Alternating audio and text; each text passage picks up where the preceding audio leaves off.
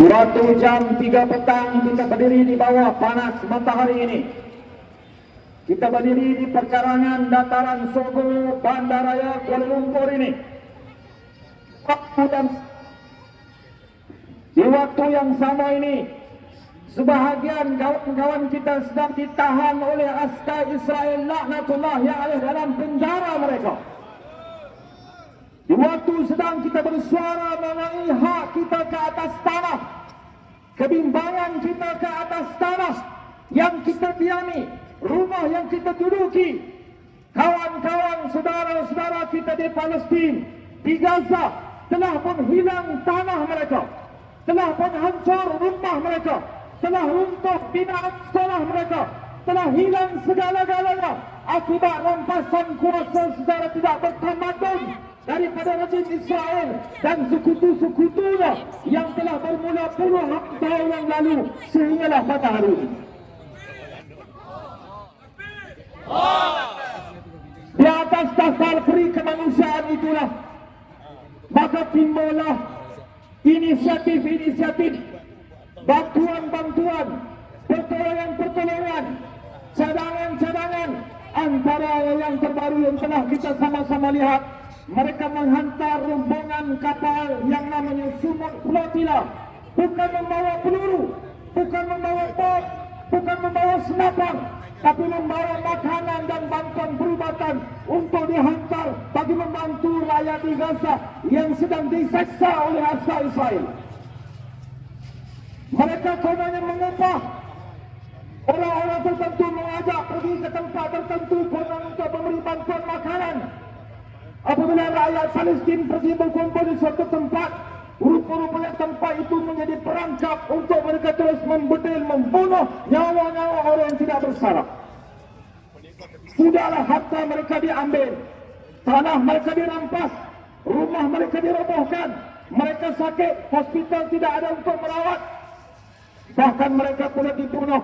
Yang dibunuh itu bukan tentera yang bersenjata, yang dibunuh, yang dibom, yang dimatikan, yang berkecai badan adalah anak-anak seusia dengan anak-anak kita di sini. Hadirin sekalian, inilah perangai mereka yang tidak bertamadun, yang tidak berperi kemanusiaan, yang tidak pernah fikir tentang orang lain, hanya fikir tentang kekuasaan diri mereka, hanya fikir tentang keuntungan mereka semata-mata.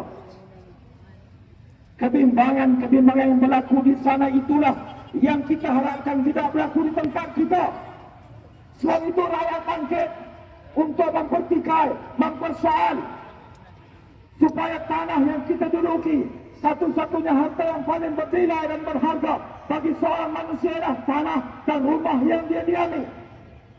Kebimbangan itulah kita suarakan pada hari ini supaya didengari oleh semua pihak, untuk didengari oleh kerajaan persekutuan, oleh Perdana Menteri, dan untuk isu Palestin didengari oleh Presiden Trump yang dikatakan akan jijakkan kaki ke bumi Malaysia ini.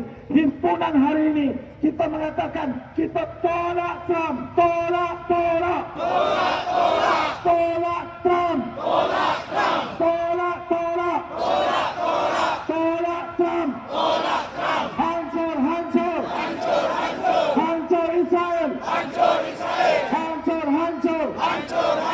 hancur Israel, hancur Israel, bebas Palestin, bebas Sumut.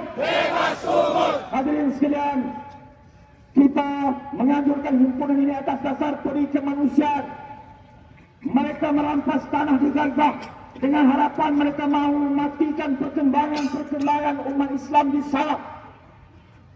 Mereka mematikan musuh-musuh mereka. Mereka mematikan pejuang-pejuang kita dengan harapan perjuangan tidak akan terus bangkit. Tetapi hadirin sekalian, apa yang berlaku hari ini di Palestin, dalam isu Gaza, dalam isu Sumut Flotilla ini, pertolongan daripada rakyat tanpa mengira bangsa, tanpa mengira agama, yang mengikuti kapal Sumut Flotilla lebih daripada separuh orang-orang kawan-kawan kita bukan Islam yang hadir hari ini pun termasuk saudara-saudara kita yang bukan Islam.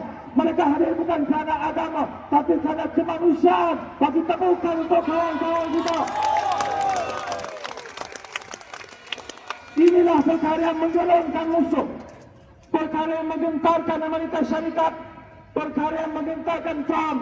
Tuan-tuan ketahuilah, walaupun Trump tidak berada di sini pada petang ini, telinga dia mendengar apa yang kita ucapkan, mata dia memerhatikan apa yang kita lakukan, hatinya gundah gulana melihat protes besar-besaran berdasarkan di Indonesia, di seluruh dunia membantah perbuatan keji Donald Trump, Israel, Amerika Syarikat dan sekutu-sekutunya.